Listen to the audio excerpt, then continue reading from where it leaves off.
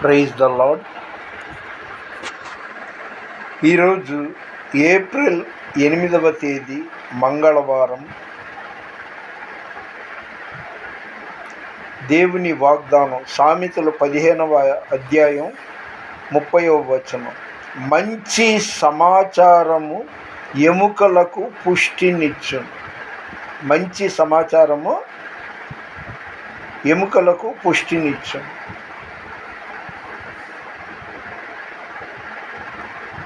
నీ కృప నిత్యముండును, నీ కృప నిత్య జీవము, నీ కృప వివరింప నా తరమా యేసయ్యా.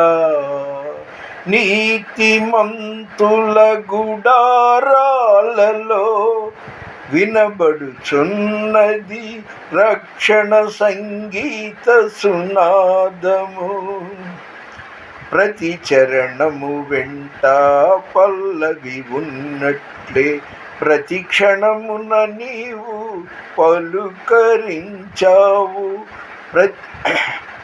ప్రతి చరణము వెంట పల్లవి ఉన్నట్లే ప్రతి క్షణమున నీవు పలుకరించావు.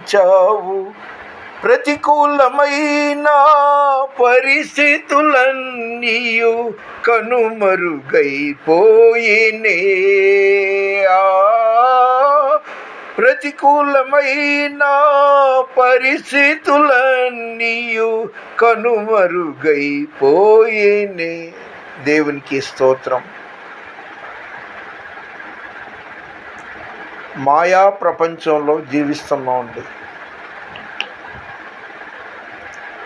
ఏది నమ్మాలి, ఏది నమ్మకూడదు అయోమయ అవస్థలో కొట్టుమిట్టాడుతున్నాను. ఎందుకంటే నా జీవితంలో అన్నీ చూశాను.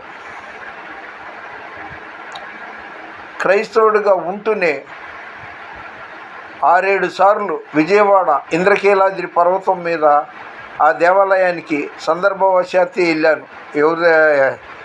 శ్రేయోభిలాషుల పెళ్ళిళ్ళకి కానీ ఇతరత్ర కానీ వ్యక్తిగతంగా కానీ వెళ్ళాను. చిన్నప్పుడు నాకు మసూచికం వచ్చినప్పుడు అమ్మవారు అన్నారు. అప్పుడు నా ఒళ్ళంతా అదేదో బండారం అంట, పసుపు కుంకుమ కలిపినట్టుంటుంది. అది పూసి సాంబ్రాణి ధూపం వేసి వేపాకుల మీద పడుకోబెట్టేవాళ్ళు. ఒక దేవత అమ్మవారు నా మీద ఉంది అన్నమాట అనుకునేవాడిని తెలిసి తెలియని చిన్న వయసులో. తిరుమల కొండ మీద పాపనాశనం,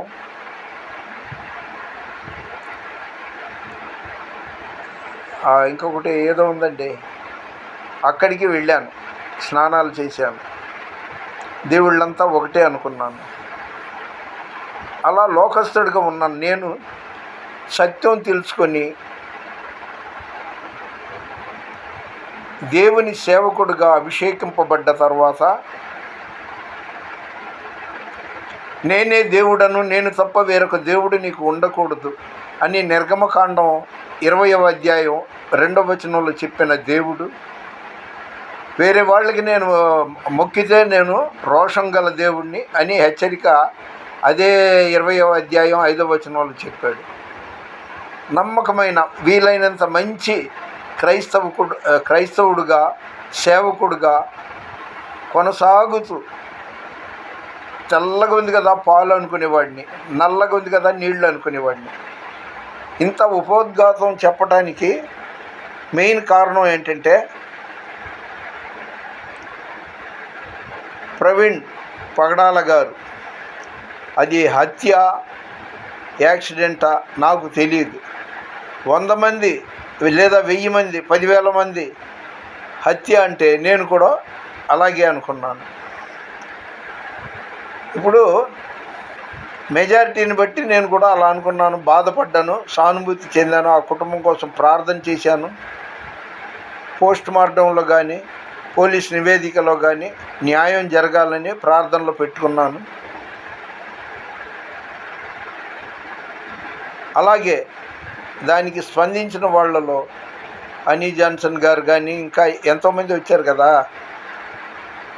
ఈ అజయ్ బాబు, మద్దిశెట్టి అజయ్ బాబు, ఆయన పేరు ఎర్రప్ప అంట, నాకు తెలీదు. ఆయన అరెస్టు కలిసి వేసింది. అరే మంచి దైవ సేవకుడు, అనవసరంగా అతన్ని తీసుకెళ్ళి అరెస్ట్ చేశారండి. మనం గుప్పిట్లో నిప్పుని పట్టుకుంటే ఎంతోసేపు నిలబడదండి, కాలిపోద్ది, కాల్చేసుద్ది. అలాగా నిజం నిప్పు లాంటిది. ఈరోజు మహాసేన రాజేష్, అతను కూడా గొప్పవాడు, మంచివాడు అనుకోవట్లేదు, కానీ దేవుడు తప్ప మంచివాడు ఎవరు లేరండి ఇప్పుడు నేను తెలుసుకున్న టోటల్. ఆయన కొన్ని క్లిప్పింగులు పెట్టాడు. ఈ అజయ్ బాబు అనబడి ఎర్రప్ప, వికేఆర్ వాళ్ళిద్దరూ మణిపూర్ బాధితులకి పంచడానికి వెళ్తున్నాం అనేసి కోట్ల రూపాయలు వసూలు చేశారనేసి కొన్ని వీడియో క్లిప్పులు చూపించాడు. దొంగలు ఊళ్ళు పంచుకున్నట్టు. అతనేమో 3 అంతస్తుల బిల్డింగ్ ఏదో కట్టుకున్నాడంట, ఒక అతనేమో సంథింగ్. ఇందులో వాటాల విషయంలో తేడా వచ్చి ఒకళ్ళ మీద ఒకళ్ళు ఆరోపణలు చేసుకున్నారు అన్నట్టుగా తెలిసింది.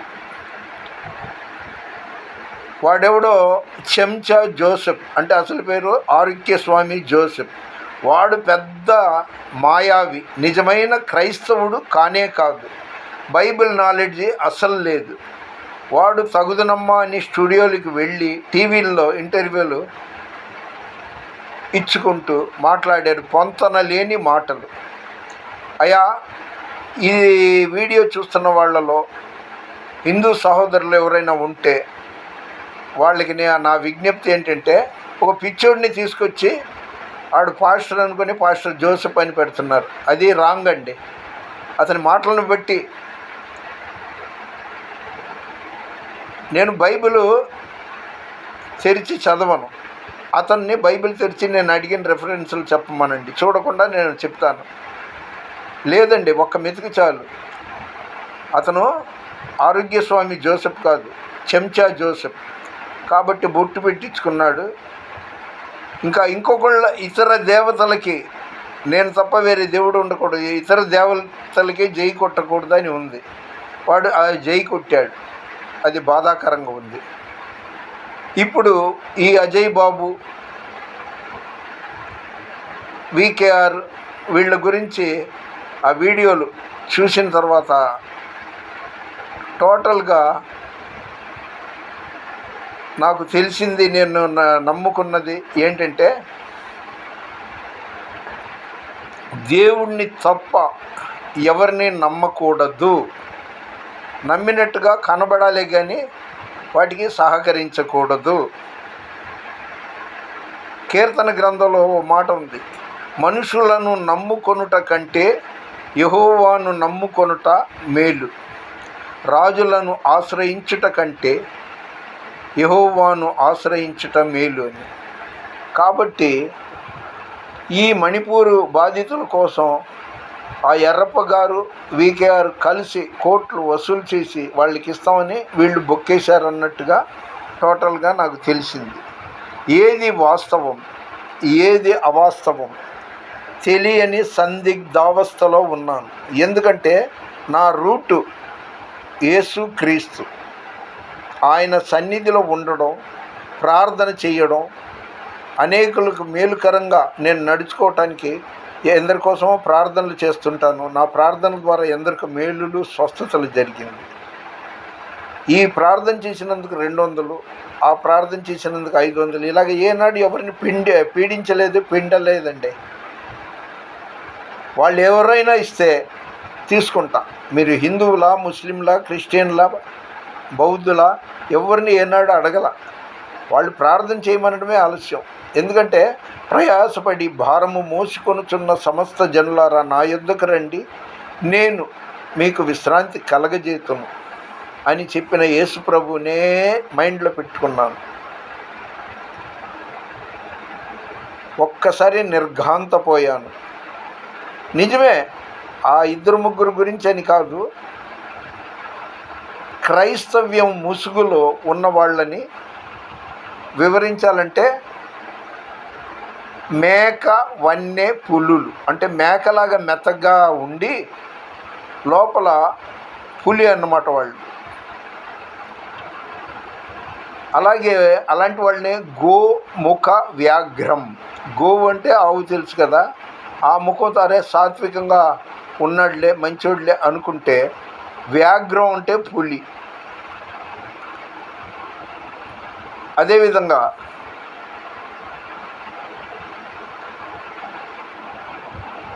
అదే చెప్పాను కదా, మేక, వన్నె, పులి, గోముఖ వ్యాఘ్రం, నర రూప రాక్షసులు. అంటే నరుడిలాగా మనిషిలాగే కనిపిస్తారు, లోపల ఎంతో విషం పెట్టుకొని లోకాన్ని నమ్మించడానికి వీళ్ళు ఇలాంటివి చేస్తారని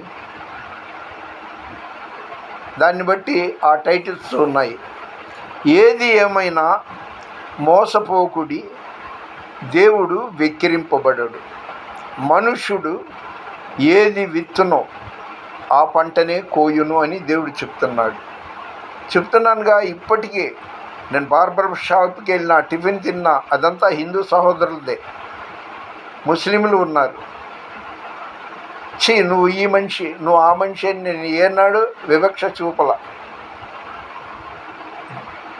దేశంలో నేను మనుషుల్లో ఒక మనిషిని అన్నట్టుగానే ఉంటాను, కానీ వీళ్ళు ఆ కులం ఈ మతం అది ఇది అనేది ఇప్పటివరకు దేవుడి దయ వల్ల లేదు.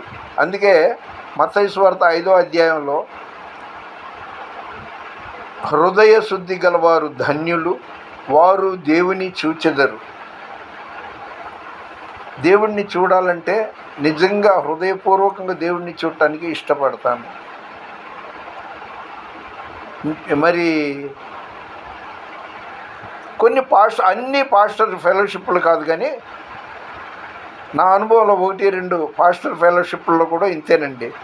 వాళ్ళు ప్రతి నెల ఆ సమావేశానికి వెళ్తే వాళ్ళు పల్లకెక్కినట్టుగా హెచ్చింపుగా కనబడతారు.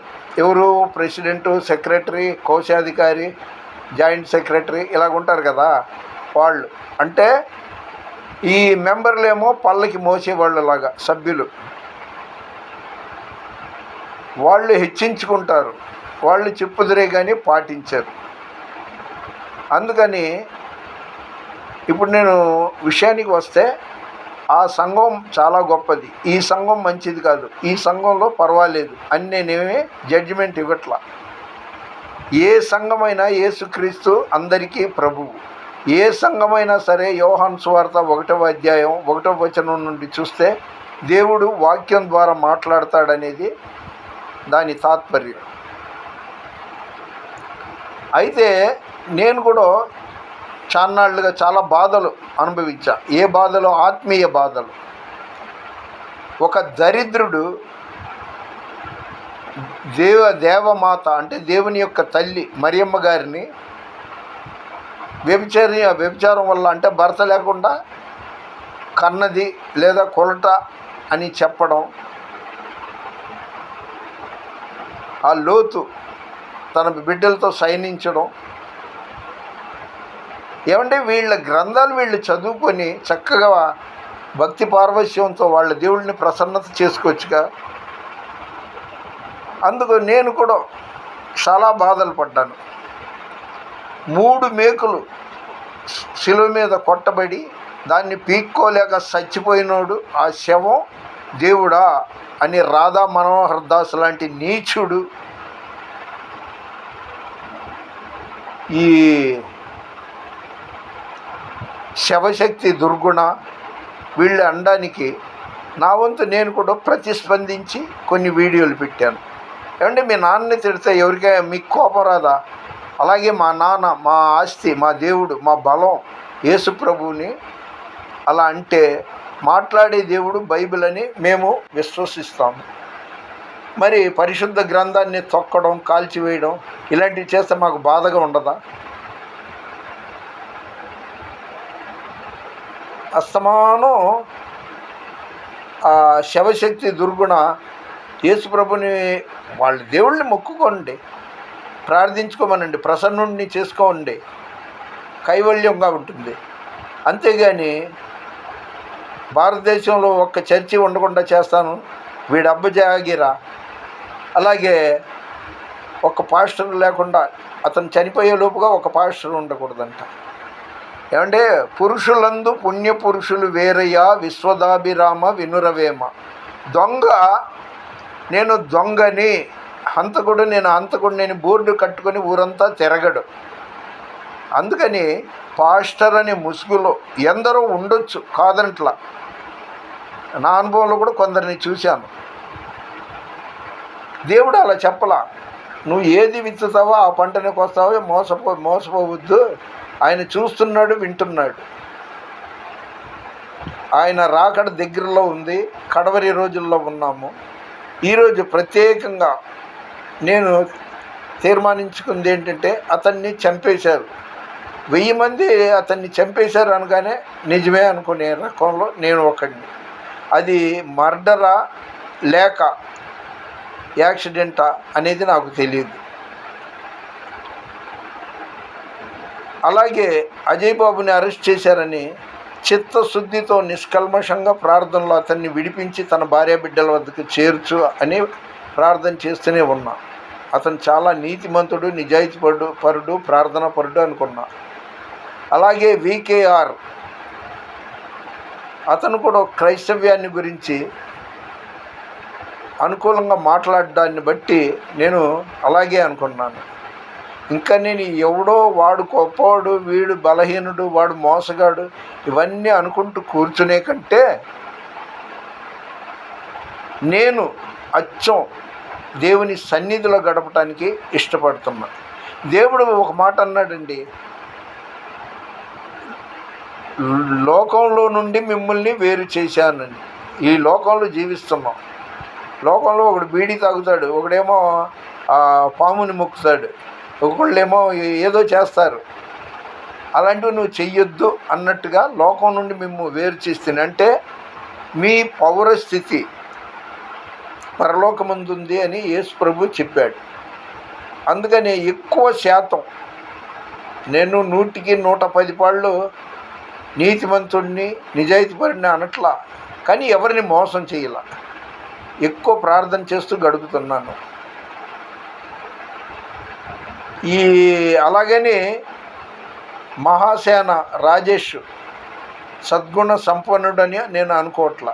వాళ్ళు మానవులే. అసలు మొదటి మానవుడే దేవుడికి యాంటీగా పాపం చేశాడు. ఆదాం గారు దేవుడి మాట కన్నా దెయ్యం మాటకే వాల్యూ ఇచ్చారు. కాబట్టి నేను ఎవరిని నిందించట్లేదు. ఈరోజు నేను సత్యం తెలుసుకున్నా. ఆ మహాసేన రాజేష్ అనే అతను వీడియో పెట్టాడు, ఇదిగో వీళ్ళు ఆ మణిపూర్ బాధితులకి వసూలు చేసుకున్నారు ఇలాగా అని. అందుకనే నేను ప్రార్థన చేసుకుంటూనే జీవిస్తాను. ఇక నుండి ఇలాంటి వాటి మీద స్పందించను. కానీ యేసు ప్రభుని కానీ, బైబిల్ని తొక్కడం కానీ, బైబిల్ని కాల్చివేయడం కానీ, క్రైస్తవ స్త్రీలని మనోభావాల్ని భంగపరుస్తూ వాళ్ళకి బొట్లు పెట్టడాన్ని తట్టుకోలేను. ఎవరి ఆలోచన, ఎవరి విశ్వాసం వాళ్ళది. మీరు పాముని మొక్కుతారా, పందిని అవతారం అనుకుంటారా, మొక్కుకోండి. అంతేగాని యేసు ప్రభువునికి మీరు వంకలు పెట్టి క్రైస్తవ్యం మీద పగ తీర్చుకోవడం మీ పని కాదు. ఒక రోజు వస్తుంది, పరమ జడ్జి తీర్పరి దేవుడే నిర్ణయిస్తాడు. అందుకని నా ప్రియమైన హిందూ సహోదరులారా చెప్తుండగా, పొద్దున్నే టిఫిన్ తినాలంటే హిందూ సహోదరుల యొక్క హోటల్కే వెళ్తాను. బార్బర్ హిందువే, నా బట్టలు ఇస్త్రీ చేసేది హిందువే. అందుకని ఒకళ్ళు పరస్పరం పలకరించుకుంటూ మంచిగా ఉంటుంటాం. నిర్బంధంగా జై అని మీ దేవుడి చేత మీ పేరు మీద జై కొట్టించమాకండి, బొట్లు పెట్టమాకండి. మీ దేవుళ్ళని మీరు గౌరవించుకోండి. మా దేవుళ్ళని మేము గౌరవించుకుంటాం, పూజించుకుంటాం. బాధాకరమైన విషయం ఇవాళ తెలియచేయటానికే ఏది అజయ్ బాబు జైలుకి వెళ్ళాడని బాధపడుతూ ప్రార్థనలు చేస్తూ గడిపాను. కానీ మరి వీలైనంత వరకు ఇది నిజమే అనేసి ఒకళ్ళిద్దరు చెప్పగా విన్నాను. ఇకపోతే పాస్టర్ జోసెఫ్, అతను పాస్టర్ కాదు మొర్రో, ఒక పీతమొహాన్ని పట్టుకొని పాస్టర్ అంటున్నారు. అతను కనీసం విశ్వాసి అంటే బిలీవర్ కూడా కాదు. అతని మాటలను బట్టి తెలిసిపోతుంది.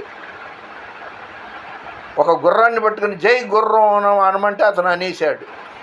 ఒక ఎలకనో చిలకనో పట్టుకుని జై ఎలక జై చిలక అనమంటే అనేశాడు.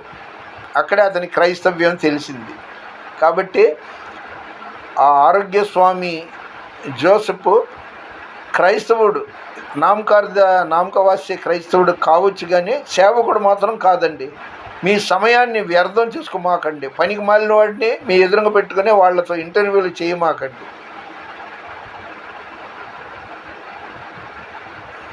ఎక్కడ చూసినా మోసాలు, తమని తాము హైలైట్ చేసుకుంటున్నారు. నేను మాత్రం ఖచ్చితంగా చెప్తున్నా, మీరు ఎవరు నమ్మినా నమ్మకపోయినా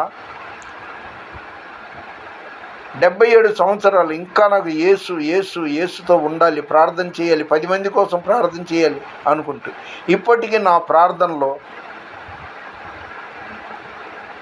పవన్ కళ్యాణ్ గారి గురించి, రాధా మనోహర్ దాస్, కరుణాకర్ దుర్గుణ, లలిత్ కుమార్, భాస్కర్ రాజు, ఈ డిచ్కి రాధా మనోహర్ దాసు, ముదిగొండ శివప్రసాద్, పేరున వీళ్ళందరి కోసం ప్రభువా, వాళ్ళు సత్యం తెలుసుకోవటానికి వాళ్ళ జ్ఞాన నేత్రాన్ని తెరిచి వాళ్లకు మారు మనసు దయచేయి.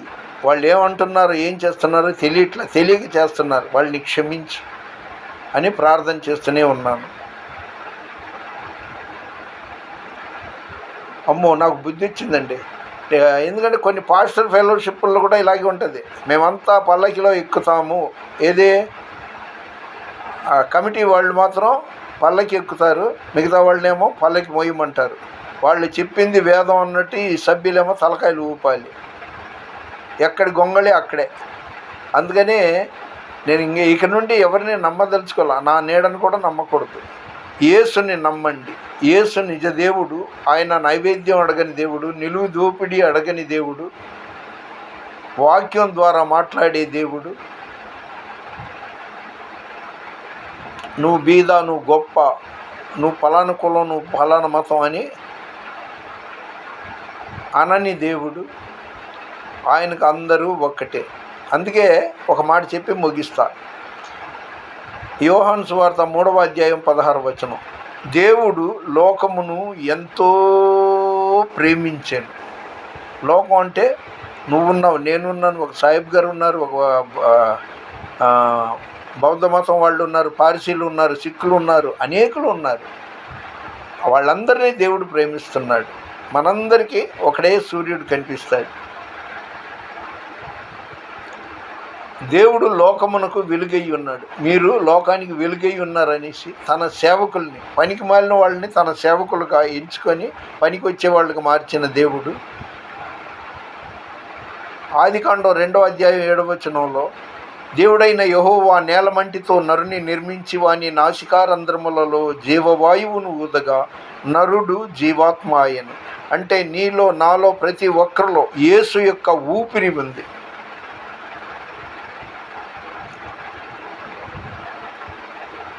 సుగుణాల సంపన్నుడా, స్తుతిగానాల వారసుడా, జీవింతును నిత్యము నీ నీడలు, ఆస్వాదింతును నీ మాటల మకరందము, జీవింతును నిత్యము నీ నీడలు, ఆస్వాదింతును నీ మాటల మకరందము, సుగుణాల సంపన్నుడా.